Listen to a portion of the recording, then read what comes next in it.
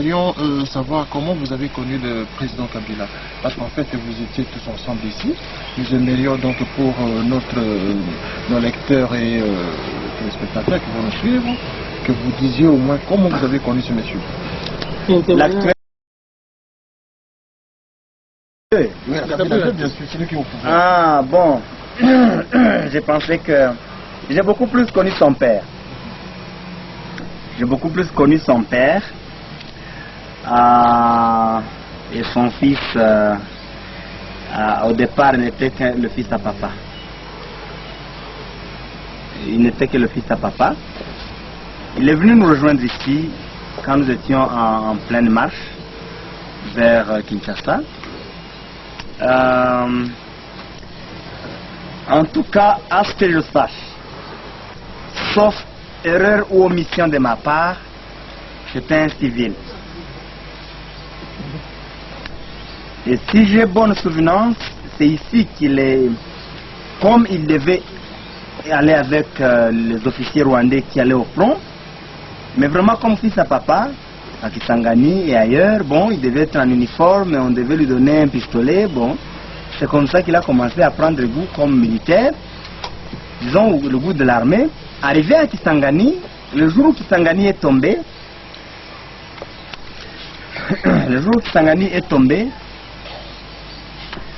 le général James devait trouver l'astuce, devait trouver quelqu'un qui va parler à la population. C'est comme ça qu'il a fait appel à Joseph. C'est-à-dire, lui qui est congolais, qui est l'enfant de Kabila, alors il est passé au micro, il a dit que c'est lui qui a pris Kisangani. Mais je pense que même le discours, que une fois que Kisangani tombait, comme Joseph avait commencé à accompagner les officiers rwandais qui commandaient les opérations, qu'il a dû prendre la parole pour s'adresser à la population. Et puis à partir de là, il a commencé à aller avec eux. Arrivé à Kinshasa, il a commencé à travailler avec le général James. Et en tout cas, mais moi quand je l'ai connu comme le fils à papa, un civil qui est venu rendre visite à son père qui est au Mali, qui fait la guerre. Un civil? En tout cas. Aucune formation militaire avant? Vraiment, je n'ai aucune nouvelle de ça. À moins que cela ne soit passé par... mais je ne le pense pas, parce qu'on prenait quand même le temps de savoir qui vient, qui il est, d'où il vient, qu'est-ce qu'il est. Donc, moi, quand je l'ai vu ici à Goma, on était d'ailleurs déjà suffisamment avancé. Il n'était pas seul. Il y a d'autres de ses sœurs, de ses frères qui venaient aussi rendre visite à leur père. Bon, lui est venu et son père nous a dit que lui va rester. C'est tout. Mais il était venu dans le cadre des autres enfants qui venaient voir son père, disons-le, qui venaient voir leur père. C'est tout. C'est comme ça qu'il a commencé maintenant à accompagner les officiers qui conduisaient les opérations. Vraiment comme fils à papa. Sans aucune ambition militaire? Non, en tout cas. Ça me surprendrait. Mais, quand on est arrivé maintenant à Lubumbashi, il avait déjà commencé à porter la tenue, il avait commencé à agir comme un militaire, à côté des militaires, mais il n'était pas le premier cas. Donc, ça ne peut pas vous étonner, et Joseph ne pouvait pas échapper ne pouvait pas faire l'exception. Et tout ce que je sais, c'est qu'à Kinshasa, il a travaillé avec James. Il a commencé à prendre des responsabilités. Plus tard, on dira qu'il va me mettre les choses d'état-major. Plus tard, j'ai appris qu'il est allé en Chine pour apprendre, mais il n'a fait que 2 mois. C'est tout ce que je connais comme formation militaire, c'est la formation de 2 mois en Chine. Alors, il y a des rumeurs qui circulent actuellement sur le président Kabila, c'est comme ça qu'on l'appelle aujourd'hui, le président Kabila, qui ne serait pas le fils de Kabila. Est-ce que vous aurez des informations là-dessus? Ah, non. Ou qu'il avait connu au moment... Non, je n'ai pas d'informations. J'ai reçu les mêmes rumeurs. Il y a les enfants de Kabila, en tout cas qui sont reconnus comme des enfants légitimes. Certains que je connais qui disent qu'ils ne sont pas frères à Joseph. Ils ont même écrit un document, je crois que ce document a circulé, qu'il serait le fils d'un certain Kanambe. Bon, est-ce que c'est vrai, est-ce que c'est faux? Je n'ai aucune idée.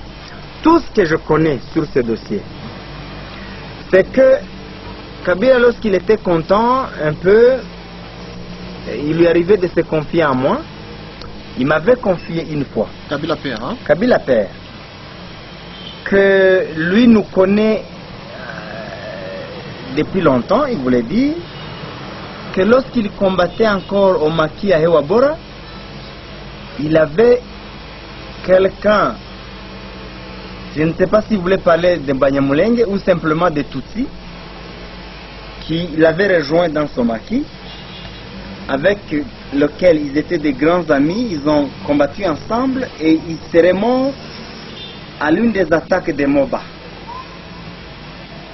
Et que celui-là lui a laissé les enfants, et que ses enfants, il les a adoptés, il les considère comme ses enfants. C'est lui, ce sont ses enfants. Ça, il me l'a confié. Mais dire qu'il s'agit de Joseph, je ne sais pas. Il ne me les a pas montrés. Il y en a même un qui était arrivé ici à Lubumbashi, j'ai oublié son nom, je vais rechercher ici, qui devait être un de ses enfants adoptés ou adoptifs qui appartenait à cet ami à lui. Est-ce que c'est celui-là qui est frère à Joseph? Vraiment là je n'ai aucune idée, mais ça Kabila me l'a dit. Ouais. Et je crois que c'est même connu par beaucoup d'autres. Donc, je ne saurais pas vous être utile pour confirmer ou infirmer, mais je constate quand même que les autres enfants de Kabila font des conférences de presse, écrivent des documents, qu'il n'est pas leur frère. Je ne vois pas pour quel intérêt ils devaient le faire, si vraiment il était leur frère, encore qu'ils l'ont fait quand il était déjà président de la République. Je crois que même s'il ne l'était pas, plutôt ça devait être, ils pouvaient essayer de s'approcher, de se rapprocher, mais qu'ils prennent la responsabilité de dire ça, d'écrire, de donner la liste et même de généalogie et de dessiner les origines. Quand même, moi, ça me surprend. Alors, deux choses qu'on va évoquer avant de terminer. Il semblerait que Kabila Joseph serait jumeau, c'est un, qu'il y aurait une jumelle, hein. Il serait en train de faire les études aux États-Unis, mais qui est venu dernièrement à Kinshasa. On a fait d'ailleurs, on a des images sur son mariage qui a été une grande messe. Et autre chose aussi, c'est toujours Joseph Kabila, il semblerait qu'il aurait fait de hautes études alors qu'il était à l'extérieur du pays. Est-ce que vous avez des informations sur son parcours à l'extérieur où? Quelque part à l'est du Congo ici? Non, je ne sais pas. Ces hautes études... De droit par exemple? Les hautes études, est-ce qu'il est difficile de prouver qu'on a fait des hautes études? Tout à fait. Bon, moi j'ai fait l'université de Lubumbashi. C'est là où j'ai eu ma licence en droit. Et j'ai presté à Lubumbashi comme avocat près la cour d'appel de Lubumbashi. Je n'ai même pas besoin de beaucoup de choses pour prouver ça. Parce que mes confrères, avocats avec lesquels on a travaillé, mes collègues de promotion, nombreux, je les croise dans chaque ville. Mes professeurs, je les croise partout. Bon, c'est très simple. S'il a fait de hautes études, c'est question de donner l'université, et on peut vérifier. Je sais qu'ils ont vécu en Tanzanie. Mais s'il a étudié à l'université de Dar es Salaam, bon, il y a encore des traces pour les Museveni. Le président Museveni a étudié à l'université de Dar es Salaam. Bon, il y a encore des traces aujourd'hui. On peut trouver même ce qu'ils ont publié et tout et tout. Alors, a fortiori pour Joseph, là c'est encore plus récent. On peut retrouver ces traces. Donc, comme il y a toujours cette sorte de mythe, il pouvait simplement dire, moi je suis licencié ou gradué de l'université de Dar es Salaam de telle année à telle année, et ça terminerait tous ces débats parce qu'on pouvait vérifier. Donc, je ne peux pas faire de polémiques sur les études d'autrui. Pourquoi j'ai commencé par vous dire où moi j'ai étudié, alors que chacun dise où il a étudié et où est-ce qu'il a obtenu son diplôme. C'est tout. Donc je pense qu'il y a des mythes. Hein. Plutôt, je considère que moi, il faut assumer. Si tous les chefs d'État n'ont pas nécessairement fait de hautes études, il suffit d'avoir un minimum de charisme, un peu de savoir-faire et au moins continuer à étudier. Je connais des chefs d'État qui sont en train d'étudier, qui font des doctorats pendant qu'ils sont chefs d'État. Et ils sont en train d'acquérir des connaissances. Mais là, c'est parce qu'eux ont assumé le fait qu'ils n'ont pas beaucoup étudié. Mais lorsqu'on veut essayer de faire croire qu'on a beaucoup étudié, qu'on l'a pas fait, on cache l'ignorance, on cache les insuffisances et finalement les insuffisances vont continuer à monter